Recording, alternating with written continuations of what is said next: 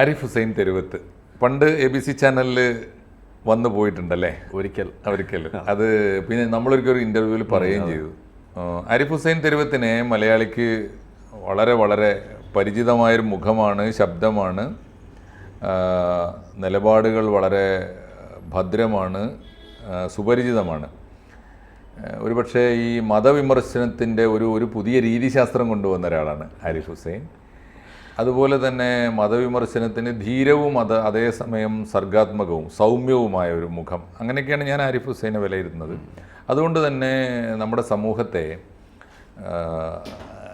സംവാദാത്മകമാക്കുക, സംവാദത്തിനൊരു സംസ്കാരം ഉണ്ടാക്കുക, അതിന് അപാരമായ ക്ഷമയാണ് ഏറ്റവും കൂടുതൽ വേണ്ടത്. എനിക്ക് തോന്നുന്നു മലയാളത്തിൽ അത് ഇത്രയേറെ തെളിയിച്ച ഒരാളില്ല. ഏത് വിഭാഗത്തിലും റേഞ്ചിലും പെട്ട മനുഷ്യരോട് അവർക്ക് ഏറ്റവും പ്രിയപ്പെട്ടതെന്ന് തോന്നുന്ന സോഫ്റ്റ് കോർണറിൽ തന്നെ ടച്ച് ചെയ്തുകൊണ്ട് അവരുടെ എല്ലാ വിമർശനങ്ങളും കടുത്ത തെറി വാക്കുകളും ആക്ഷേപങ്ങളും ശാപവചനങ്ങളും ഒക്കെ ഇങ്ങനെ ഇരുന്ന് ഞാനങ്ങനെ ആസ്വദിക്കാറുണ്ട്. ആരിഫിനെ ശാപമൊക്കെ കേട്ടിട്ട് അതെ, ആരിഫിനെ എങ്ങനെ ശപിക്കുന്നത്, ആരിഫ് എങ്ങനെ കേട്ടുകൊണ്ടിരിക്കുന്നു, ആസ്വദിക്കുന്നത്. എനിക്ക് വളരെ വ്യത്യസ്തമായ ഒരു സംവാദത്തിൻ്റെ സംസ്കാരം മലയാളത്തിൽ ആരിഫ് ഉണ്ടാക്കിയിട്ടുണ്ട്. ആരിഫിനോട് വിയോജിപ്പുള്ളവർക്ക് പോലും അക്കാര്യത്തിൽ ആരിഫിനെ നിഷേധിക്കാൻ കഴിയില്ല. ആദ്യം ആരിഫ് എനിക്കും പ്രേക്ഷകർക്കും ഒക്കെയുള്ള അറിയാൻ താല്പര്യമുള്ള ഒരു ഘട്ടമെത്തി നമ്മളൊരു പബ്ലിക് ഫിഗർ ആയി കഴിഞ്ഞാൽ ആളുകൾക്ക് അറിയാൻ താല്പര്യമുള്ള ചില ഇൻഡിവിജ്വൽ ഡീറ്റെയിൽസ് ഉണ്ടാവും, personal details from childhood to the current days. അപ്പോൾ അത് ആരിഫ് ഒന്ന് ABC പ്രേക്ഷകർക്ക് വേണ്ടി ഒന്ന് പറഞ്ഞോളൂ. എല്ലാവർക്കും നമസ്കാരം. വീണ്ടും ഇങ്ങനെ ഒരു സാഹചര്യം വന്നിരിക്കുകയാണ് ABC ചാനലിൽ. അപ്പോൾ നമുക്ക് നമ്മളുടെ ആ ഒരു ചരിത്രത്തിലേക്ക് കിടക്കാം അല്ലേ? അതെ, തീർച്ചയായിട്ടും. ശരി. ഇത് എല്ലാ മലയാളികളായിട്ട് ജനിക്കുന്ന ഒരു കുട്ടിയെ പോലെ ജനിച്ചു വീണ് ചെവിയിൽ ബാങ്ക് കൊടുക്കപ്പെട്ട ഒരു മുസ്ലിം പയ്യൻ. അതെ, അങ്ങനെ തന്നെയായിരുന്നു നമ്മളുടെയും കുട്ടിക്കാലം, ജനനം എന്നൊക്കെ പറയുന്നത്. അതിലൊന്നും വലിയ വ്യത്യാസമൊന്നുമില്ല. ചെറിയൊരു വ്യത്യാസം എന്ന് പറഞ്ഞു കഴിഞ്ഞാൽ നമ്മളെ ഫാമിലി വലിയൊരു ഫാമിലിയാണ്, തൃശ്ശൂരിലെ കേച്ചേരി. അതെ. അപ്പോൾ അതിൽ തന്നെ ഫാദറിൻ്റെ, അതായത് വല്യപ്പാക്ക് 12 മക്കളാണ്. അതിലെ മൂത്ത ആളുടെ മകനാണല്ലോ ഞാൻ. അപ്പോൾ ആ ഒരു വലിയൊരു കുടുംബമാണ്. അപ്പോൾ അതിൽ വാപ്പ ഒന്നാമത്തെ പുത്രനാണ് 12 പേരിൽ. അപ്പോൾ ആ ഒരു കൂട്ടത്തിൽ നിന്ന് ആദ്യമായിട്ടൊരു സർക്കാർ ജോലിയൊക്കെ കിട്ടി. അങ്ങനെ മറ്റൊരു സ്ഥലത്തേക്ക്, കോഴിക്കോടേക്ക് പോയി താമസിച്ച് അങ്ങനെയൊക്കെ ആയിരുന്നു വാപ്പാടെ ഒരു കാലം എന്ന് പറയുന്നത്. അതുകൊണ്ട് തന്നെ വിദ്യാഭ്യാസത്തിൻ്റെ വില നന്നായിട്ട് അറിയുന്ന ഒരു ചുറ്റുപാടിലാണ് നമ്മൾ വളർന്നത്. അതിൽ തന്നെ ഉമ്മ ടീച്ചറാണ്. അപ്പോൾ 2 പ്രിൻസിപ്പാളായിട്ടാണ് ഉമ്മ റിട്ടയർ ആയത്, വാപ്പ HM ആയിട്ടാണ്.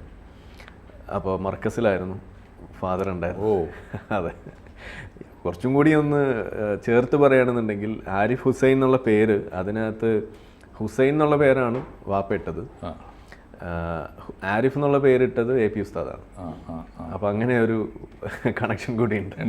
അതെ, മഹാനുഗ്രഹങ്ങൾ സിദ്ധിച്ച ഒരു ബാല്യമുണ്ട് അന്നേ അത്തരത്തിലുള്ള ചില കാര്യങ്ങളൊക്കെ. അപ്പോൾ എന്തായാലും അതൊക്കെ കഴിഞ്ഞ് വിദ്യാഭ്യാസത്തിന് വലിയൊരു വാല്യൂ കൊടുക്കുന്ന ഒരു ചുറ്റുപാടിലായതുകൊണ്ട് തന്നെ അതിനൊരു തടസ്സം ഉണ്ടായിട്ടില്ല. ഏറ്റവും മികച്ച സ്കൂള്, ഏറ്റവും മികച്ച ചുറ്റുപാടിൽ എവിടെ വേണമെങ്കിലും ചെന്ന് പഠിക്കാനും എല്ലാ സാഹചര്യങ്ങളും. സാമ്പത്തികമായിട്ടും ഭദ്രമായി. സാമ്പത്തികം എന്ന് പറഞ്ഞാൽ ഒരു സർക്കാർ ഉദ്യോഗസ്ഥരായിട്ടുള്ള 2 പേരുടെ ഒരു ഇടത്തരം കൊടുക്കും. അതെ, ഒരു മിഡിൽ ക്ലാസ് എന്നൊക്കെ പറയാം. പക്ഷെ എന്നാലും സാധ്യതകളുണ്ട്. ഇപ്പോൾ ഒരു ലോൺ എടുത്ത് പഠിക്കണമെങ്കിൽ പോലും സാധ്യത. എത്ര മക്കളാണ്? ഞങ്ങൾ 2 പേരാണ്. ഒരു സിസ്റ്ററാണുള്ളത്. മൂത്തതാണോ? ഇളയാള്. അവരെന്ത് ചെയ്യുന്നു? അവർ ഇപ്പോൾ ഹൗസ് വൈഫാണ്, ജോലി, എഞ്ചിനീയറിംഗ് ഗ്രാജുവേറ്റ് ആണ്. പക്ഷേ അതെ, അത് ആ ഒരു ചുറ്റുപാടിലാണ് ഉള്ളത്. യെസ്. ഏതൊരു ആരിഫ് പഠിച്ചു പോയ വഴി? ഞാൻ +2 കഴിഞ്ഞു. സ്വാഭാവികമായിട്ടും ഞങ്ങളുടെ കാലം എന്നൊക്കെ പറഞ്ഞു കഴിഞ്ഞാൽ ഇതുപോലെ എൻട്രൻസ് നേരെ കോച്ചിങ്, PC തോമസിൻ്റെ അവിടെ പോവുക എന്നുള്ളതാണ് കോച്ചിങ്, എൻട്രൻസ് കോച്ചിങ്. അപ്പോൾ ഞാൻ അതിന് പോയില്ല. പകരം കോഴിക്കോട് തന്നെയുള്ള, അന്ന് കോഴിക്കോടാണ് പഠിച്ചുകൊണ്ടിരുന്നത്, അപ്പോൾ അവിടെ തന്നെയുള്ള ഒരു എൻട്രൻസ് കോച്ചിങ് സെൻറ്ററിലായിരുന്നു നമ്മളുടെ സ്കൂളുമായി കണക്ട് ചെയ്തിട്ടുള്ള എൻട്രൻസ് കോച്ചിങ്. സ്കൂള് കോഴിക്കോട്ടായിരുന്നു? അതെ, സ്കൂളിങ് കോഴിക്കോട്. മർക്കസിലെ ബാപ്പ ആയതുകൊണ്ട് ഞാൻ അവിടെ ദയാപുരം റെസിഡൻഷ്യൽ സ്കൂൾ. തിരുവത്ത എന്ന് പറഞ്ഞാൽ കുടുംബ പേരാണ്? അത് വീട്ടുപേരാണ്. അപ്പോൾ അങ്ങനെ ദയാപുരം റെസിഡൻഷ്യൽ സ്കൂളിലാണ് പഠിച്ചത്? അതെ. അപ്പോൾ അവിടെയാണ് നമ്മളുടെ സ്കൂളിംഗ് ഒക്കെ ഉണ്ടായിരുന്നത്. CT അബ്ദുറഹീം സാറിന്. അതെ. അതും നല്ല പാരമ്പര്യമാണ് അല്ല? തീർച്ചയായും എനിക്ക് തോന്നുന്നു ആദ്യത്തെ ഒരു ലിബറൽ എൻട്രി അതായിരിക്കും അല്ലേ? CT സാറ് ശരിക്കും പറഞ്ഞു, CT സാറിനെ നേരിട്ട് പരിചയം. നല്ല പരിചയം. ഓക്കെ. CT സാറ് ശരിക്കും പറഞ്ഞാൽ ജമാഅത്തിൽ നിന്ന് പുറത്ത് കടന്ന് കുറെ കൂടി ആകാശം വിസ്തൃതമാക്കി അല്ലേ? അങ്ങനെ ഒരു എനിക്ക് CT സാറിൽ ഇഷ്ടപ്പെട്ട ഒരു കാര്യം എന്ന് പറഞ്ഞാൽ പുള്ളിയുടെ ആ ഒരു എക്സിക്യൂഷൻ സ്കില്ലുണ്ട് കാര്യങ്ങളിൽ. അതുകൂടാതെ ആളൊരു പെർഫെക്ഷനിസ്റ്റാണ്. എനിക്ക് അങ്ങനെ തോന്നിയിട്ടുള്ളത്. ഇന്നാണ് കേട്ടോ അതൊക്കെ മനസ്സിലാവുന്നത്. അപ്പോൾ അതുകൊണ്ട് തന്നെ ഇങ്ങനെ സ്പൂൺ ഫീഡിങ്ങിനേക്കാൾ ഉപരി ഇതിൻ്റെ ടെക്നിക്ക് പഠിപ്പിക്കുന്ന ഒരു രീതിയാണ് CT സാറിനുണ്ടായിരുന്നത്. അപ്പോൾ അതുകൊണ്ട് തന്നെ ഇപ്പോൾ ഈ സ്കൂളിൽ മദ്രസ, ഈ മതം വരുമ്പോൾ അതിലേക്ക് വരും. എന്ന് വെച്ചാൽ സ്കൂളിലൊരു മദ്രസ പരിപാടി ഉണ്ട് ഈ സ്കൂളിൽ.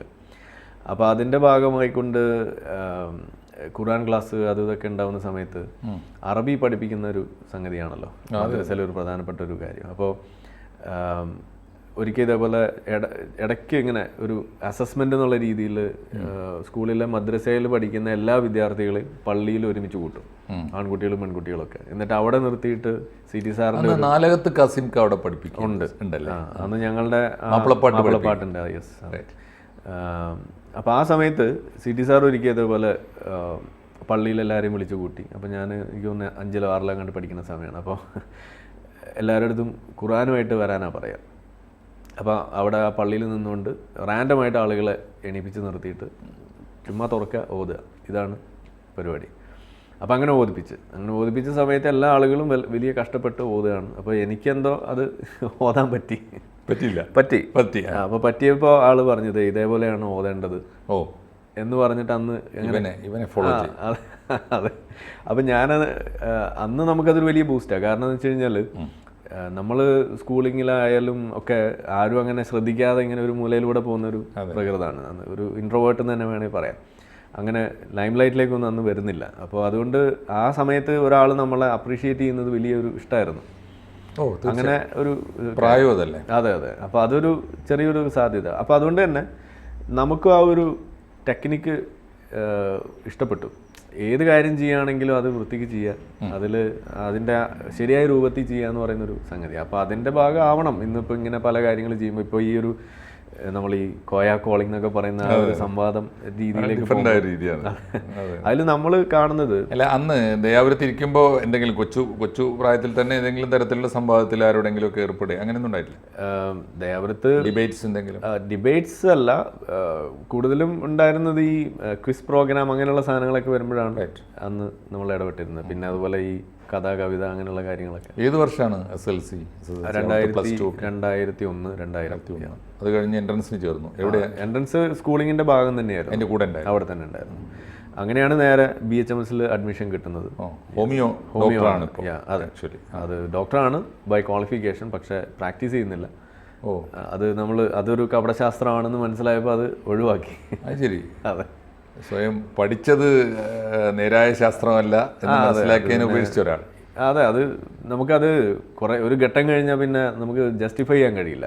അവരോട് ക്യാമ്പയിൻ എപ്പോഴെങ്കിലും ഡിബേറ്റ് ചെയ്യേണ്ടി വന്നിട്ടുണ്ടോ? ഹോമിയോ വേഴ്സസ് മോഡേൺ മെഡിസിൻ, അത് എന്നും നടക്കുന്നൊരു തർക്കം. അതെ, സത്യം പറഞ്ഞാൽ എൻ്റെ ഈ ഒരു മേഖലയിൽ ഈ ശാസ്ത്രവുമായിട്ടുള്ള കണക്ഷൻ വരുന്നത് ഹോമിയോപ്പതി എന്നാണ്. അതെ. ഹോമിയോപ്പതി വിമർശനം നടത്തി തുടങ്ങിയിട്ടാണ്. ആദ്യം അതാണ് ഉപേക്ഷിച്ചത്, പിന്നെയാണ് ഈ പറയുന്ന അതെ, എന്നിട്ടാണ് മതമൊക്കെ വന്നിട്ടുള്ളത്. അത് തന്നെ ഒരു യാദൃശ്ചികമായിട്ട് സംഭവിച്ച കാര്യമാണ്. അതായത് ഈ ഹോമിയോപ്പതി സംബന്ധിച്ചുള്ള തർക്കങ്ങൾ, ഡിബേറ്റ്സ് ഈ ഗ്രൂപ്പുകളിൽ നടക്കും. അപ്പോഴേക്ക് ഹോമിയോ ഡോക്ടർ ആയിട്ടില്ലേ? ആയിട്ടുണ്ട്. ഹോമിയോപ്പതിയെ തള്ളിപ്പറഞ്ഞ ഹോമിയോ ഡോക്ടർ ആയിരിക്കും. അങ്ങനെയാണോന്ന് അറിയില്ല. എന്തായാലും വേറെ ആരും കേട്ടിട്ടില്ല അങ്ങനെ. നിലവിൽ ആരും ഇല്ല. MBBS വിമർശിക്കും. യെസ്, അതൊരു വളരെ വ്യത്യസ്തമായ ഒരു സംഗതിയായിട്ട് ആർക്കും അറിഞ്ഞൂടെ ഈ ഡീറ്റെയിൽസ്, അതുകൊണ്ട് ഇത് പറയണം. അപ്പം അങ്ങനെ വന്ന് നമ്മൾ ഈ ചർച്ച നടന്നുകൊണ്ടിരിക്കുമ്പോൾ അന്ന് നമ്മൾ വിശ്വാസിയാണ്. അപ്പം ഞാൻ ചിലപ്പോൾ പറയും, ഒന്ന് ഹോൾഡ് ചെയ്യൂ, നോമ്പ് തുറന്നിട്ട് വരാം, അല്ലെങ്കിൽ നിസ്കാരത്തിന് സമയമായി നിസ്കരിച്ചിട്ട് വരാം എന്നൊക്കെ പറയുമ്പോൾ അവരെന്നെ കളിയാക്കും. അതായത് ഇതെന്ത് യുക്തിവാദിയാണ്, നിസ്കരിക്കുന്ന യുക്തിവാദിയോ, നോമ്പ് നോക്കുന്ന യുക്തിവാദിയോ എന്നൊക്കെ ചോദിച്ച് കളിയാക്കും. അപ്പോൾ എനിക്ക് യുക്തിവാദി എന്താണെന്നൊന്നും അറിയില്ല. നമ്മളിങ്ങനെ ഇതിനെക്കുറിച്ച് പറയുന്നു, ഹോമിയോപ്പതിയെ വിമർശിക്കുന്നു, ഇത്രയും നമുക്ക് അറിയുള്ളൂ. അത് ഈ ഒരു മതം വിട്ടിട്ടില്ല, ഇല്ല. അപ്പോൾ നമ്മൾ ഈ ഒരു മേഖലയിലേക്ക് വന്നിട്ടില്ല, ഇതിനെക്കുറിച്ചൊന്നും കേൾക്കുന്നില്ല. അപ്പോൾ നമ്മൾക്ക് കിട്ടിയ വിവരം വെച്ചിട്ട് നമ്മൾ അവിടെ ഡിസ്കഷൻസ് നമ്മൾ ചെയ്യാണ്. അപ്പോഴാണ് ഈ ചോദ്യം വരുന്നത്. അപ്പോഴാണ് അപ്പോൾ ഇതിലെന്തോ കുഴപ്പമുണ്ടല്ലോ. അതായത് നമ്മൾ ഈ ഹോമിയോപ്പതി ശരിയല്ല എന്ന് കാണിക്കാൻ വേണ്ടി അപ്ലൈ ചെയ്യുന്ന ആ ലോജിക്ക് മതത്തിലും അപ്ലൈ ചെയ്യണമല്ലോ എന്നൊരു ഉൾവിളി വന്നപ്പോൾ അത് ചെയ്തു. ചെയ്തപ്പോഴാണ് കയ്യിൽ നിന്ന് പോയത്. അതാണ് ഉണ്ടായത്. എങ്ങനെയായിരുന്നു തുടക്കം ഈ രംഗത്ത്? ഇപ്പോൾ ഓക്കെ, ഐ മീൻ BHMS വിട്ട് നമ്മൾ ഹോമിയോ പ്രാക്ടീസും എല്ലാം ഉപേക്ഷിച്ചു. പ്രാക്ടീസ് ഒരു 5 വർഷം അങ്ങനെ അലങ്കാരവും അങ്ങനെ നമുക്കൊരു മേൽവിലാസം വേണ്ടാന്ന് തീരുമാനിച്ചു. അതൊരു ബോധ്യത്തിന്റെ അടിസ്ഥാനത്തിൽ. അതിന് ശേഷമുള്ള ഉപജീവനം എങ്ങനെയാണ്? ഉപജീവനം ഇപ്പോൾ ഞാനൊരു ഹോസ്പിറ്റലിൽ ജോലിയാണ്. എന്തായിട്ട്? ക്ലിനിക്കൽ റിസർച്ചാണ്, അതായത് ഗവേഷണം, ശാസ്ത്ര ഗവേഷണം എന്ന് പറയാം. അപ്പം മോഡേൺ മെഡിസിൻ അതിന് ബേസ് വേണ്ടേ? എന്താ നമ്മൾ പഠിച്ച ഇപ്പോൾ BHMSൽ നമ്മൾ പഠിക്കുമ്പോൾ ഹോമിയോപ്പതി അതിൻ്റെ ഒരു പാർട്ട് മാത്രമേ ആവുന്നുള്ളൂ. ബാക്കി എന്ന് പറയുന്നത് അനാറ്റമി, ഫിസിയോളജി, ബയോകെമിസ്ട്രി ഇതെല്ലാം സെയിം ആണ്. സെയിം ഇൻ ദ സെൻസ് നമുക്ക് ടച്ച് ഉണ്ട്. MBBSന് പഠിക്കുന്ന അത്രയും ഡീപ്പായിട്ടൊന്നുമല്ല, എന്നാലും അതിൽ നമുക്ക് അറിയാം ഇപ്പോൾ ഒരു സെയിം സാധനം. പിന്നെ അതുകൂടാതെ ചില ട്രെയിനിങ് ഒക്കെ നമ്മൾ അറ്റൻഡ് ചെയ്തു, വേറെ കോഴ്സസ്, ഇപ്പോൾ സ്റ്റാറ്റിസ്റ്റിക്സ് ആയാലും അങ്ങനെ കുറച്ച് കാര്യങ്ങൾ വേറെ നമ്മൾ പഠിച്ചു. ഇസ്ലാം മതവിമർശനം ആദ്യമായി വളരെ വളരെ പ്രൊഫഷണലായും വളരെ പ്ലാൻഡായും തുടങ്ങിയതെന്നാ? സത്യം പറഞ്ഞാൽ നമ്മൾ ഈ ഹോമിയോ വിമർശനമൊക്കെ നടത്തിക്കൊണ്ടിരിക്കുന്ന സമയത്ത് അതുമായി കണക്ട് ചെയ്തിട്ടൊരു ചാനലിൽ വരാറുണ്ടായിരുന്നു. അതിൻ്റെ കാര്യങ്ങൾ, ഈ ശാസ്ത്രവുമായി ബന്ധപ്പെട്ടുള്ള കാര്യങ്ങൾ ചർച്ച ചെയ്യുന്നൊരു ചാനൽ 13.8 എന്ന് പറയുന്നൊരു ചാനലായിരുന്നു. അപ്പോൾ ആ സമയത്ത് പിന്നെ അത് കൂടാതെ എസൻസ് ഗ്ലോബൽ അവരുടെ പരിപാടികളിൽ ഹോമിയോപ്പതി വിമർശനമായിട്ട് വരും. യുക്തിവാദി സംഘം, കേരള യുക്തിവാദി സംഘം അവരുടെ പരിപാടികൾ, അങ്ങനെ ഹോമിയോപ്പതി വിമർശനമായിട്ട് നടക്കുന്ന സമയത്ത് ഇസ്ലാം മത വിമർശനം നടത്തുന്ന നമ്മളൊരു സുഹൃത്ത്, അപ്പോൾ പുള്ളി ഒന്ന് ഇൻ്റർവ്യൂ ചെയ്യാൻ ഒരാൾ വേണമെന്ന് പറഞ്ഞു. അങ്ങനെ പുള്ളി ഇൻ്റർവ്യൂ ചെയ്താണ് നമ്മൾ തുടങ്ങുന്നത്. ശരി. അപ്പോൾ പിന്നെ കുറച്ച് കഴിഞ്ഞപ്പോൾ ഈ പറയുന്ന കാര്യങ്ങൾ സുഹൃത്തിൻ്റെ ഫേസ് ചെയ്യേണ്ടി വന്നിട്ടുണ്ടായിരുന്നില്ല അന്ന്, പക്ഷേ അദ്ദേഹത്തിന് ഫേസ് ചെയ്തിട്ടുണ്ടായിരുന്നു. അപ്പോൾ അത് നമ്മൾ ഡിസ്കസ് ചെയ്യും, ഇതിനകത്തെ കാര്യങ്ങൾ പറയുകയൊക്കെ ചെയ്യും. പക്ഷേ ഒരു ഘട്ടം കഴിഞ്ഞപ്പോൾ ഈ സെയിം സംഗതികൾ എൻ്റെ ഫാമിലിയിൽ നിന്ന് എനിക്ക് നേരിടാൻ തുടങ്ങി. അതായത് ഇത് പറഞ്ഞതിൻ്റെ പേരിൽ, ഇതിനെക്കുറിച്ച് സംസാരിച്ചു എന്നുള്ളതിൻ്റെ പേരിൽ ഫാമിലിയിൽ നിന്ന് വിഷയങ്ങൾ. അപ്പോഴേക്ക് ഫാദറുണ്ട്, ഇപ്പോഴുണ്ട്. യെസ്. അപ്പോൾ അങ്ങനെ ഫേസ് ചെയ്യാൻ തുടങ്ങിയപ്പോഴാണ് മനസ്സിലായത് ഇതൊരു ഗ്ലോബൽ ഫിനോമിനനാണ്, ഇത് ഒറ്റപ്പെട്ട സംഭവമല്ല എന്ന് അന്ന് നമുക്ക് മനസ്സിലാവുകയാണ്. അപ്പോൾ മനസ്സിലായി ഓക്കെ, ഇനി ഒരാളുണ്ട്, ഓക്കെ നമ്മളുടെ വക നമ്മളും തുടങ്ങാം. അങ്ങനെ ഇരിക്കുന്ന സമയത്താണ് ഈ കോവിഡിൻ്റെ പ്രശ്നം വന്ന് ഈ ക്ലബ് ഹൗസ് എന്ന് പറയുന്നൊരു സംവിധാനം ഇവിടെ വലിയ തോതിൽ പ്രചാരം വന്നു. അപ്പോൾ അതിൽ കാര്യമായിട്ട് തന്നെ അതിനകത്ത് നമ്മളുണ്ടായിരുന്നു. ഞാൻ ഓർക്കുന്നുണ്ട്. അപ്പോൾ ആ സമയത്താണ് നമുക്കിങ്ങനെ ഒരു, അല്ലെങ്കിൽ ഇങ്ങനെയും നമുക്ക് പറ്റും, നമ്മളെ കൊണ്ട് ഇങ്ങനെ ആവും എന്നുള്ളൊരു തിരിച്ചറിവ് വന്നുണ്ടായിട്ട് കുറേ ആളുകൾ പറഞ്ഞു ഇന്നൊരു യൂട്യൂബ് ചാനൽ തുടങ്ങും എന്ന് പറഞ്ഞ്. അങ്ങനെയാണ് യൂട്യൂബ് ചാനൽ. ഏത് വർഷം തുടങ്ങി? ഇത് 2021 അതിനിടയിൽ പേഴ്സണലായൊരു ക്വസ്റ്റ്യൻ, മാരീഡ് അല്ലേ? അതെ. വൈഫ് എന്ത് ചെയ്യുന്നു? മാരീഡാണ്, പക്ഷേ ഈ മതം വിട്ടതിൻ്റെ പേരിലാണ് അവർ വേറെ മുമ്പ് കല്യാണം കഴിച്ചു. അവർ വിശ്വാസിയായിരിക്കുന്ന സമയത്ത് സുന്നിപ്പള്ളിയിൽ വന്ന് അന്വേഷിക്കുന്നു. അപ്പോൾ അവൻ മറ്റേ ആളാണ്, അവൻ വലിയ മുജാഹിദാണ്. അത് ശരി, കൂടിയ ടീമാണ് അന്ന്. കാരണം ഇവർ വലിയ മുജാഹിദായിരുന്നു. യെസ്. അപ്പോൾ അവർ വലിയ മുജാഹിദായിരുന്നു. അപ്പോൾ അവർക്ക് വലിയ സന്തോഷമായി. അങ്ങനെയാണ് പെട്ടെന്ന് കല്യാണമൊക്കെ നടന്നത്. പക്ഷെ പിന്നെ നമ്മുടെ കയ്യിൽ നിന്ന് മതം പോയി, അവരിപ്പോഴും മുജാഹിദാണ്. അതാണ് പ്രശ്നമായത്. സ്റ്റിൽ എങ്ങനെയാണ് ഫാമിലി? ഇതിന്റെ പേരിൽ കുറച്ച് പ്രശ്നങ്ങളാണ്. എന്ന് വെച്ചാൽ അറിയാലോ, ഈ തീർച്ചയായിട്ടും അതെ, മതം വിട്ടു കഴിഞ്ഞാൽ പിന്നെ അതൊരു ആ രീതിയിലാണല്ലോ അവർ എടുക്കുക. വിവാഹബന്ധം പിന്നെ ഇല്ല എന്നാണ് പറയാം. അതെ, അവർ തമ്മിൽ അങ്ങനെയാണല്ലോ. ഓക്കെ, ഇപ്പോൾ ഈ യാത്ര തുടങ്ങിയിട്ട് ഇപ്പോൾ 2000 കോവിഡിന് ശേഷം 2021 തുടങ്ങിയത് യൂട്യൂബ് ഈ സംവിധാനം? യൂട്യൂബ് ചാനൽ ആണല്ലേ? യൂട്യൂബ് ചാനൽ പൊടി തട്ടിയെടുത്തു എന്ന് പറയാം. കാരണം ആ യൂട്യൂബ് ചാനൽ ഇതിന് മുന്നേ തുടങ്ങിയിട്ട് റമദാൻ നോമ്പിൻ്റെ ഗുണങ്ങൾ, ഹോമിയോപ്പതി മരുന്നിൻ്റെ ഗുണങ്ങൾ, ഇതൊക്കെ പറഞ്ഞ് ചെറിയ ചെറിയ വീഡിയോ ഒക്കെ പണ്ടിട്ടിരുന്ന ഒരു ചാനലായിരുന്നു. അങ്ങനെ ഈ ചാനൽ ഞാൻ പൊടി തട്ടിയെടുത്ത് പഴയ ഈ വീഡിയോ ഒക്കെ ഡിലീറ്റ് ചെയ്ത് കളഞ്ഞു. റംസാൻ നോമ്പിന്റെ ദോഷങ്ങൾ, ഹോമിയോപ്പതിയുടെ ദോഷങ്ങൾ, അതൊക്കെയാണ് ഇപ്പൊ ഇട്ടുകൊണ്ടിരിക്കുന്നത്. ഈ കോയ കോളിംഗ് എന്നുള്ള അജണ്ട, ഈ ഒരു ഐഡിയ എപ്പോഴാണ് വരുന്നത്? ആ ഒരു ഈ ടെലിഫോൺ കോൾസ് റെക്കോർഡ് ചെയ്യുക. ഇത് നമ്മൾ ഈ ജനാധിപത്യം എന്ന് ആളുകൾ പറയാറുണ്ട്. എന്നാൽ ഇതിൻ്റെ അപ്ലിക്കേഷൻ ലെവലിലേക്ക് വരുമ്പോൾ ഈ സാധനം കാണാറുമില്ല. ഇത് നമുക്ക് വലിയ തോതിൽ നമുക്ക് അനുഭവപ്പെട്ടുള്ള ഒരു കാര്യമാണ്. ഈ ജനാധിപത്യം വേണമെന്നും അത് വലിയ സംഭവമാണെന്നും പറയുന്ന ആളുകൾ വളരെ വലിയ ജനാധിപത്യ വിരുദ്ധരായിട്ട് നിൽക്കും. പ്രധാനമായിട്ട് ഇപ്പോൾ ഒരു വേദിയിലേക്ക് പോയാൽ ഉടനെ അങ്ങോട്ട് പോകരുത്, ക്യാൻസൽ ചെയ്യുക, അവൻ അവിടെ പോയ ആളാണ്, അങ്ങോട്ട് അവനോട് ഇനി സംസാരിക്കും, ഇങ്ങനെയൊക്കെ പറയുന്ന രീതിയാണ് നമ്മുടെ ഇവിടെ കാണുന്നത്. അപ്പോൾ ആ ഒരു സംഗതി പൊതുവെ എല്ലാവർക്കും ഉണ്ട്, മതവിശ്വാസികളുടെ ഇടയിൽ പ്രത്യേകിച്ചുണ്ട്. അപ്പോൾ വിശ്വാസികളുടെ ഇടയിൽ ഇപ്പോൾ നമ്മൾ ഈ ഇസ്ലാമിൻ്റെ വിഷയം നമ്മൾ കൈകാര്യം ചെയ്യുന്ന സമയത്ത് കണ്ട ഒരു പ്രധാന പ്രശ്നം എന്ന് പറഞ്ഞു കഴിഞ്ഞാൽ, ഇതിലെ വേണ്ടപ്പെട്ട ആളുകൾ അല്ലെങ്കിൽ ഇതിലെ പണ്ഡിതർ എന്നൊക്കെ പറയുന്ന ആളുകൾ അവർ സംവാദത്തിന് വരുന്നില്ല. എന്നിട്ട് അവർ പറഞ്ഞു നടക്കുന്നത് ഞങ്ങൾ ഇതിനെല്ലാം ഉത്തരം പറഞ്ഞിട്ടുണ്ട്, ഞങ്ങൾ അവരുടെ വായ അടപ്പിച്ചിട്ടുണ്ട് എന്ന് പറഞ്ഞിട്ട് അവർ വിശ്വാസികളെ പറഞ്ഞേക്കും. അല്ല, അവർ വിശ്വാസികളെ പറഞ്ഞു പറ്റിക്കുകയാണ്. എന്നാൽ നമ്മൾ പറയുന്ന സംഗതികൾ മുഴുവൻ നുണയാണെന്നും പറഞ്ഞ് അവർ വേറെ പ്രചരണവും നടത്തുകയാണ്. അപ്പോൾ ഈ വിശ്വാസികളെ സംബന്ധിച്ചിടത്തോളം വലിയൊരു പ്രശ്നമാണിത്. യാഥാർത്ഥ്യം എന്താണെന്ന് അറിയാൻ വഴിയില്ല. അപ്പോഴാണ് ഈ ഒരു സംവിധാനം ഇത് മുന്നേ നമ്മൾ ചെയ്തിരുന്നു. അന്നത്തെ ഈ സാങ്കേതിക തടസ്സങ്ങൾ കാരണം അന്ന് കണ്ടിന്യൂ ചെയ്തിട്ടുണ്ടായിരുന്നില്ല. ഇപ്പോൾ പിന്നെ അതിനുള്ളൊരു സാഹചര്യം വന്നപ്പോൾ അത് ചെയ്ത് അങ്ങനെയാണ് ഈ എത്തിയത്. അപ്പോൾ നിങ്ങൾക്ക് സബ്സ്ക്രൈബേഴ്സ് ലാക്സ് ക്രോസ് ചെയ്യുന്നു അല്ലേ? ഇപ്പോൾ 368K. അപ്പോൾ പറഞ്ഞ് പബ്ലിഷ് ചെയ്ത് വരുമ്പോൾ ചിലപ്പോൾ 370 ആവും. മാപ്പാക്കണം.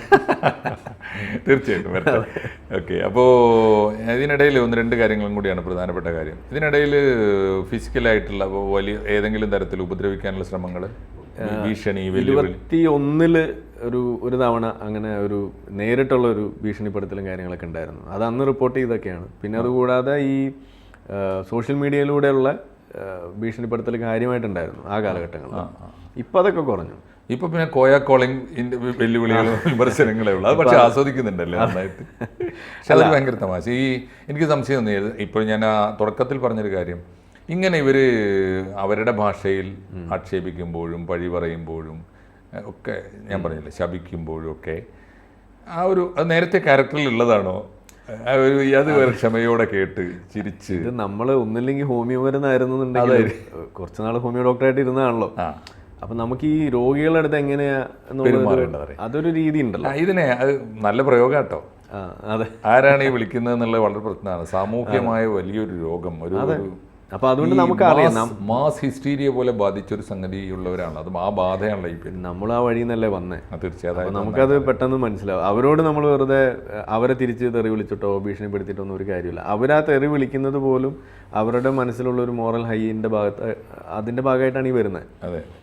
ഒരു സോഷ്യൽ ക്വസ്റ്റ്യൻ ഞാൻ ചോദിക്കാം. ആരിഫിനെ പോലെ ഒരാൾക്കായിരിക്കും ഒരു പക്ഷേ ഇപ്പം ഞങ്ങളെക്കാൾ എന്നെപ്പോലെ ഒരു സാംസ്കാരിക മണ്ഡലത്തിൽ ഇങ്ങനെ സഞ്ചരിക്കുന്ന ഇത്തരത്തിലുള്ള വലിയ ഭീഷണികളൊന്നും നേരിട്ട് ഏൽക്കേണ്ടി വന്നിട്ടില്ലാത്ത ഒരാൾ അല്ലല്ലോ ആരിഫ്. അപ്പോൾ ആരിഫിനാണ് ഓർഗനൈസേഷൻ വേണ്ടത്.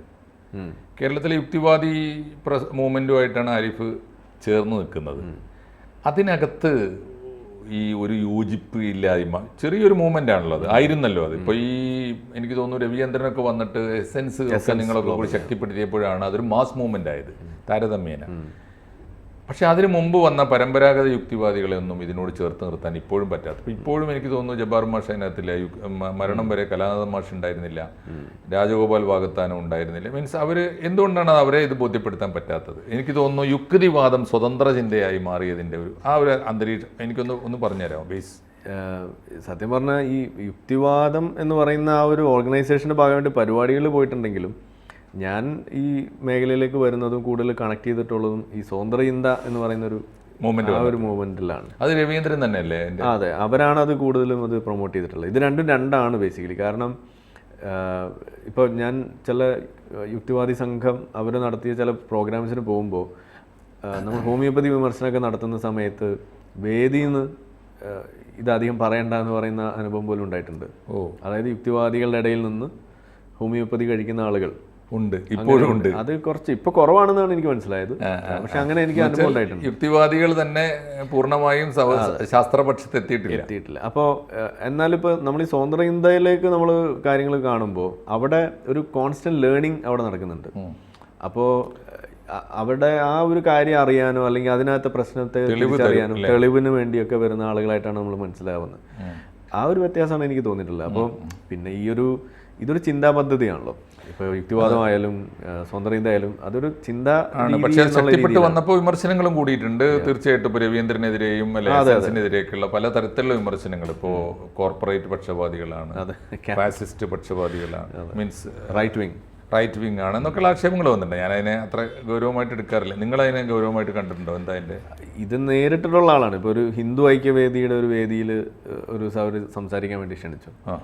അപ്പോൾ അതിൽ ഞാൻ ചുമ്മാ മീൻസ് നമ്മൾ ഈ ഒരു കാര്യം ചെയ്യുമ്പോൾ അവിടെ നമ്മൾ ചെയ്യുന്നതെന്താ വെച്ച് കഴിഞ്ഞാൽ ഇപ്പം നമ്മളൊരു ആക്ഷൻ നമ്മൾ നടത്തുമ്പോൾ അതൊരു കൂട്ടുത്തരവാദിത്തം വരുന്നുണ്ട് ഇപ്പോൾ നമ്മളൊരു കാര്യം ചെയ്ത് കഴിയുമ്പോൾ.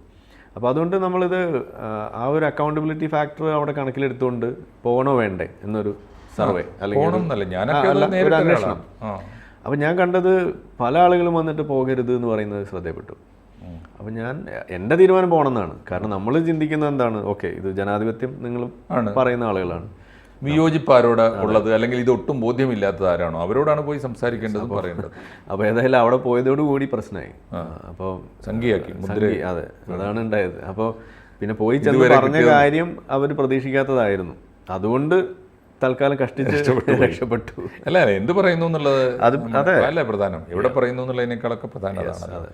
ഓക്കെ, ഇപ്പൊ ഇതിലിപ്പോ ഈ എസെൻസിന്റെ ഭാരവാഹിത്വം അങ്ങനെ വല്ലതും ഉണ്ടോ? ഇല്ല, ഔദ്യോഗികമായിട്ടുള്ള ഭാരവാഹി അല്ല. പക്ഷെ അതിന്റെ ഒരു പ്രധാനപ്പെട്ട മുഖമാണ് അല്ലേ. പക്ഷെ നമ്മളുടെ നേതൃത്വത്തിൽ നടക്കുന്ന 2 സംഘടനകൾ ഉണ്ടെന്ന് വേണമെങ്കിൽ പറയാം. അത് ഒന്ന് എക്സ് മുസ്ലിം സംഘടനയുണ്ട്, അതിന്റെ ഒരു ഫൗണ്ടിങ് ഒരു മെമ്പറായിട്ടാണ് ഉണ്ടായിരുന്നത്, ഫൗണ്ടർ ആയിരുന്നു എന്ന് വേണമെങ്കിൽ പറയാം. അതൊരു വലിയൊരു ഓർഗനൈസേഷൻ ആണോ അത്? അതെ, ഇപ്പൊ ഞാൻ നേരെ പറഞ്ഞ മുസ്ലിം യുക്തിവാദികളുടെ ഒരു അതെ അങ്ങനെ വേണമെങ്കിൽ പറയാം. യെസ്, അതായത് ഇസ്ലാം മതം ഉപയോഗിച്ച സംഘടനാ രൂപമുണ്ടോ? ഉണ്ടായിരുന്നു, അതിലിപ്പോൾ ഞാനില്ല, അതിൽ നിന്ന് രാജിവെച്ചതാണ്. അതിൽ ഈ പറയുന്ന ഈ വോക്ക് കൾച്ചർ അത് അതിനകത്ത് കാര്യമായിട്ട് കൂടിയ ഒരു സംഗതിയാണ്. അതായത് ഇപ്പോൾ ഹിജാബിൻ്റെ ഇഷ്യൂ വരുന്ന സമയത്ത് അത് മക്കനെയായിട്ട് വേഷമായിട്ട് ഉപയോഗിക്കുന്നതിനോട് തെറ്റില്ല എന്നൊക്കെ പറയുന്ന രീതിയിലേക്കൊക്കെ ന്യായീകരിക്കാൻ വഴിയുണ്ടോ നോക്കും. അതെ, അപ്പോൾ അത് ഒരു സംഘപരിവാർ പേടി കൊണ്ടാണ് അങ്ങനെ പറഞ്ഞു പോകുന്നത്. പക്ഷെ അപ്പോൾ ഇതിൻ്റെ കോർ ഐഡിയ മാറിപ്പോവാണ്, ബേസിക് ഇഷ്യൂ. അപ്പോൾ അതുകൂടാതെ ഒരു നോൺ റിലീജിയസ് സിറ്റിസൺസ് എന്ന് പറഞ്ഞിട്ട് മറ്റൊരു സംഘടനയിൽ ഇപ്പോൾ പ്രസിഡന്റാണ്. രണ്ടാമത്തെ ഒരു കാര്യം, ഒരൊറ്റ കാര്യം കൂടി ചോദിച്ചാൽ, ഇപ്പോൾ ഒരു പക്ഷേ ആരിഫ് ഹുസൈനെ ആളുകൾ ശ്രദ്ധിക്കുന്നത്, എനിക്ക് ഒരുപാട് പേര് മതപണ്ഡിതന്മാരായ ആളുകൾ എൻ്റെ സൗഹൃദത്തിലൊക്കെ ഉണ്ട്. അവർക്കൊക്കെ ആരിഫ് ഹുസൈൻ വേറെ ഒന്നും ഉണ്ടല്ല, ആരിഫ് ഹുസൈൻ പ്രിയപ്പെട്ടവനാകുന്നത് അവർക്ക് ആരിഫ് ഹുസൈനോട് സംവാദം ഇഷ്ടമാണ്. കാരണം ഈ പരസ്പര ബഹുമാനം, പിന്നെ മാന്യമായ ഭാഷയും സംസ്കാരവും ഒക്കെ സംവാദത്തിൽ. അങ്ങനെ ഒരു സംവാദത്തിൻ്റെ സംസ്കാരം ഞാൻ നിർബന്ധമുള്ളൊരു കാര്യമാണ്. ഞാൻ സംവാദം പഠിക്കുന്നത് വിജയ് മാഷ് എന്നാണ്, MN വിജയ് മാഷാണ് ഞങ്ങളുടെയൊക്കെ ഗുരു. അദ്ദേഹമാണ് ഫാസിസം എന്നൊക്കെ പറയുന്നൊരു വാക്ക് മലയാളത്തിൽ പഠിപ്പിച്ച ഒരാൾ. പക്ഷേ അദ്ദേഹം ഒരിക്കൽ പോലും ഒരു മനുഷ്യനെ ഒരു വാക്ക് എപ്പോഴെങ്കിലും മോശം വാക്ക് അദ്ദേഹം പറഞ്ഞിട്ടില്ല. പക്ഷേ ഇപ്പോഴത്തെ സംവാദത്തിൻ്റെ പ്രശ്നം സംവാദത്തിൻ്റെ സംസ്കാരം ഇല്ല എന്നാണ്. ഞാനൊരു ചെറിയ ചോദ്യം ചോദിച്ചോട്ടെ, ആ സംസ്കാരം സൂക്ഷിക്കണമെന്ന് നിർബന്ധ ബുദ്ധി യുക്തിവാദികൾക്കും പറ്റാതെ പോകുന്നില്ലേ? എനിക്ക് മാഷിത് പറയുമ്പോൾ എനിക്ക് അത്ഭുതമാണ്. കാരണം എന്നെക്കുറിച്ചുള്ള ഏറ്റവും വലിയ പരാതി ഈ വിശ്വാസികളുടെ ഇടയിൽ ഞാൻ വളരെ മോശമായിട്ട് സംസാരിക്കും. വസ്തുതകൾ പറയുന്നു, അത് അവരെ പ്രകോപിപ്പിക്കും. അത് ഞാൻ ശ്രദ്ധിച്ചിട്ടുണ്ട്. അതവർ പറഞ്ഞോട്ടെ, അത് പറയണമല്ലോ. അതിൻ്റെ ഏറ്റവും വലിയ പ്ലസ് പോയിന്റ് അവർക്ക് മനസ്സിലാവേണ്ടത് മനസ്സിലായതിൻ്റെ അർത്ഥം. പക്ഷെ മാന്യമായ ഭാഷ, ആ വിളിക്കുന്ന ആളോട് പോലും ബഹുമാനപൂർവ്വം നിങ്ങൾ എന്ന് വിളിച്ചുകൊണ്ട് എന്ത് തെറി ഇങ്ങോട്ട് വിളിച്ചാലും അങ്ങോട്ട് ഈ സംസ്കാരം തെറിയാൻ വിളിക്കാറില്ല. ഇല്ല, യുക്തിവാദികളിൽ പലരും കൈ കളയുന്നില്ലേ, കളഞ്ഞു വിളിക്കുന്നില്ലേ? ഞാനത് സത്യം പറഞ്ഞു കഴിഞ്ഞാൽ ഓരോ ആളുകൾക്കും ഓരോ രീതിയുണ്ട്. ഞാൻ ചെയ്യുന്നതാണ് ശരിയായ രീതിയെന്നോ അല്ലെങ്കിൽ അതൊരു നല്ല രീതിയാണെന്നോ അങ്ങനെ പറയാൻ ആഗ്രഹിക്കുന്നില്ല. അത് ആളുകൾ വിലയിരുത്തുന്ന. അതെ ഉണ്ടാവും. കാരണം വെച്ചാൽ ആ പ്രശ്നം ഞാൻ നേരിടുന്നുണ്ട്. കാരണം ഇപ്പം തെറിവിളിയുമായി ബന്ധപ്പെട്ട വാക്കുകളിലുള്ള പ്രശ്നമാണ് ഇപ്പം മാഷ് ഇവിടെ പ്രധാനമാണ്. ഇവരെ സംബന്ധിച്ചിടത്തോളം വേറെയാണ്. അവരെ സംബന്ധിച്ചത് ഞാൻ പറയുന്ന മനുഷ്യന്റെ മനസ്സിൽ പ്രകോപനം ഉണ്ടാക്കുക എന്നുള്ള ഏറ്റവും പോസിറ്റീവായ കാര്യം അല്ല. ഞാൻ ഉദ്ദേശിച്ചത് ഇപ്പോൾ സ്വതന്ത്ര ചിന്തകരുടെ ഇടയിൽ തന്നെയുള്ള ഒരു കാഴ്ചപ്പാട്. പിന്നെ എങ്ങനെ നിങ്ങൾ മതം വിമർശിക്കുക? അതെ, അപ്പോൾ അവർ പറയുന്നത് എന്താ വെച്ച് കഴിഞ്ഞാൽ ഇങ്ങനെ പറയരുത്, ഇങ്ങനെ പറഞ്ഞ അതായത് പറയുന്നത് വസ്തുതയൊക്കെ ആകാം, അതിങ്ങനെ വെട്ടി തുറന്ന് പറയരുത്, ഇങ്ങനെയൊക്കെയാണ് പറയാം. ഈ സ്വതന്ത്ര ചിന്തകർ പറയുന്നതാണ്. അതിനോട് നമുക്ക് യോജിക്കാൻ കഴിയില്ല. വെട്ടി തുറന്ന് പറയാത്ത വിമർശനമാണ്. നേരെ സ്ട്രൈറ്റ് ആയിട്ട് പറയാ, സ്പെയ്ഡ്. അതെ, കറക്റ്റ്. അപ്പോൾ അവസാനമായിട്ട് ഇപ്പോൾ 12-ാം തീയതി നിങ്ങളുടെ ഒരു വലിയ സമ്മേളനം കോഴിക്കോട് നടക്കും അല്ലേ? അത് ഈ ചരിത്രത്തിലെ ഏറ്റവും വലിയ എന്തോ ഒരു വിശേഷത്തിലെ കുറച്ച് നിങ്ങൾ തള്ളുന്നുണ്ടോ? അല്ല, ചരിത്രത്തിലെന്ന് പറയാൻ പറ്റില്ല. ഇപ്പൊ കഴിഞ്ഞ 3 വർഷം എന്തോ ഒരു വിശേഷം ഞാൻ കണ്ടു, ബിഗ്ഗസ്റ്റ് എത്തിസ്റ്റ് മീറ്റ് ഇതുവരെ എന്ന് വെച്ചാൽ അങ്ങനെയാണ് അത് ആസൂത്രണം ചെയ്യുന്നത്. അതായത് ആദ്യത്തെ പരിപാടി അവിടെ ഞാൻ അതിന്റെ ഭാഗമല്ല, പക്ഷെ അന്ന് ഞാൻ ഈ ഹോമിയോ വിമർശനം കണ്ടിട്ട് അവരുടെ ഒരു ഇതര വൈദ്യത്തിനെ വിമർശിക്കുന്ന ഒരു പാനലുണ്ട്, ആൽമഡ് എന്ന് പറഞ്ഞിട്ട്, ഓൾട്ടർനേറ്റീവ് മെഡിസിൻ ആൽമഡ് എന്ന് പറഞ്ഞിട്ട്. അപ്പോൾ അതിലേക്ക് വേറൊരാൾ സജസ്റ്റ് ചെയ്യാണ്, ഇങ്ങനെ ഒരാൾ കറങ്ങി നടപ്പുണ്ട് ഇങ്ങനെ ഹോമിയോ ഒക്കെ വിമർശിക്കുന്നത്. അങ്ങനെ എനിക്ക് കോൾ വരുന്നു. അങ്ങനെയാണ് അവരതിലേക്ക് ആദ്യമായിട്ട് അതിലേക്ക് വരുന്നത്. ആ പരിപാടി കോഴിക്കോട് വെച്ചാൽ നടന്നത്. അന്ന് ഞാൻ കണ്ട ഒരു കാഴ്ച എന്ന് പറഞ്ഞു കഴിഞ്ഞാൽ, അന്ന് നമുക്കിത് അറിയില്ല, ഇവരുടെ ഒരു പരിപാടിക്ക് ഞാൻ പോയിട്ടില്ല. അന്ന് നമ്മൾ കണ്ട കാഴ്ച എന്ന് പറഞ്ഞാൽ അവിടെ ഒരു വലിയ ഹാളിൻ്റെ പകുതിയാണ് അവർ വാടകയ്ക്ക് എടുത്തിട്ടുണ്ടായിരുന്നത്. അതിനകത്ത് ആൾ തിങ്ങി നിറഞ്ഞിട്ട് ഫയർഫോഴ്സുകാർ വന്ന് അകത്തുനിന്ന് ആളെ പിടിച്ച് പുറത്തിറക്കുമായിരുന്നു. ക്രൗഡാണെന്ന് പറഞ്ഞിട്ട് അങ്ങനെ ഒരു വിഷയം ഉണ്ടായിരുന്നു. അപ്പോൾ അന്ന് അവരുടെ കണക്ക് പ്രകാരം 10,000 പേരായിരുന്നു അന്ന് പങ്കെടുത്തിട്ടുണ്ട് അന്ന്. അപ്പോൾ ഇത് ഓരോ വർഷം തുടർച്ചയാണ്. കഴിഞ്ഞ വർഷം ചെറിയൊരു കുറവ് വന്നെന്ന് തോന്നുന്നു, കാരണം ഈ മഴ പെയ്തു. കൂടിക്കൊണ്ടിരിക്കുന്നത്. അതെ, കഴിഞ്ഞ വർഷം ചെറിയൊരു കുറവെന്ന് തോന്നുന്നു, എന്തോ മഴ ഭയങ്കര ഇഷ്യൂ ആയി. പക്ഷേ രജിസ്ട്രേഷൻ അപ്പോഴും ഇത് കവിഞ്ഞു പോയിട്ടുണ്ട്. ആണല്ലേ? എത്ര മീൻസ് ഇപ്പോൾ ഇതുവരെ നടന്നതിൽ ഏറ്റവും കൂടിയ പങ്കാളിത്തം എവിടെയാണ്? എനിക്ക് തോന്നുന്നു ഇപ്പോൾ എറണാകുളത്ത് വെച്ച് നടന്നതാണ്. അത് എത്ര നമ്പർ? അതും ഈ 10,000 അത് ഇൻഡോർ സ്റ്റേഡിയത്തിൽ വെച്ചത്. 10,000 സ്റ്റേഡിയത്തിലായിരുന്നു അല്ലേ? ഇവിടെ എത്ര ടാർഗറ്റ്? ഇവിടെയും മിനിമം 10 ആണ്. ഇനി അതിന് മുകളിലേക്ക് എത്രയെന്നുള്ളത് ആരിഫ് ഏതൊരു സെഷനിൽ ഉണ്ടല്ലോ അല്ലേ? ഉണ്ട്. അത് മതേതരത്വം തകർച്ച. ഞാൻ നോക്കട്ടെ, 12-ാം തീയതി അല്ലേ? ഞാനും ഏതെങ്കിലും സമയത്ത് വന്ന് ആരിഫിനെ അവിടെ കേൾക്കണം എന്ന് ആഗ്രഹിക്കുന്നുണ്ട്. പ്രത്യേകിച്ച് പുതിയ യുക്തിവാദ പ്രസ്ഥാനവുമായിട്ടും അതേസമയം മതവിമർശനം ഗൗരവമായിട്ടെടുത്ത് ജീവിതം അതിന് ഡെഡിക്കേറ്റ് ചെയ്ത ഒരു പക്ഷപാതി എന്ന നിലയിൽ, അല്ലെങ്കിൽ ഒരു ശാസ്ത്രവാദി എന്ന നിലയിൽ ഏറ്റവും പുതിയ കാലത്തെ മലയാള സാംസ്കാരിക മനസ്സിനോട് ആരിഫ് ഹുസൈൻ തെരുവത്തിന് എന്താണ് പറയാനുള്ളത് അവസാനമായിട്ട്? ഒറ്റ കാര്യം എനിക്ക് പറയാനുള്ളൂ. ആളുകൾ എപ്പോഴും നേതാവായിട്ട് ഒരാളെ കാണാനോ അതല്ലെങ്കിൽ ഒരു ഫോളോവറെ കണ്ടെത്താൻ വേണ്ടിയിട്ടോ അല്ലെങ്കിൽ ഒരാളെ പ്രതിഷ്ഠിക്കുക എന്നുള്ളതാണ് എപ്പോഴും ആളുകളുടെ ഒരു ലക്ഷ്യമായിട്ട് മാറുന്നത്. ബിംബങ്ങൾ വേണം. ആ ബിംബം മിക്കപ്പോഴും വ്യക്തികളായി മാറുന്നു. അതാണ് സംഭവിക്കുന്നത്. ഞാൻ പറയുന്നത് നമ്മളുടെ മുന്നിലുള്ള ബിംബമാകേണ്ടത് സത്യത്തിൽ ഈ ഫ്രീ സ്പീച്ച് എന്ന് പറയുന്നൊരു ടൂളാണ്. ഈ ജനാധിപത്യ സംസ്കാരത്തിൽ അതിൻ്റെ ഭാഗമായിട്ട് നമുക്ക് ആവിഷ്കാര സ്വാതന്ത്ര്യം, ഈ ഒരു സാധനം ഇതൊരു വിലമതിക്കാനാവാത്തൊരു സംഗതിയാണ്. അതിൻ്റെ ഏതറ്റം വരേക്കും നമുക്ക് അപ്ലൈ ചെയ്യാൻ പറ്റുന്ന ഒരു സംഗതിയാണ്. അത് ഏറ്റവും മികച്ച രീതിയിൽ അപ്ലൈ ചെയ്യുക എന്നുള്ളതാണ് എൻ്റെ ഒരേ ഒരു ഗോൾ. അതാണ് നമ്മളെ ബിംബം. ഒരു വ്യക്തിയോ നമ്മുടെ മുന്നിലില്ല.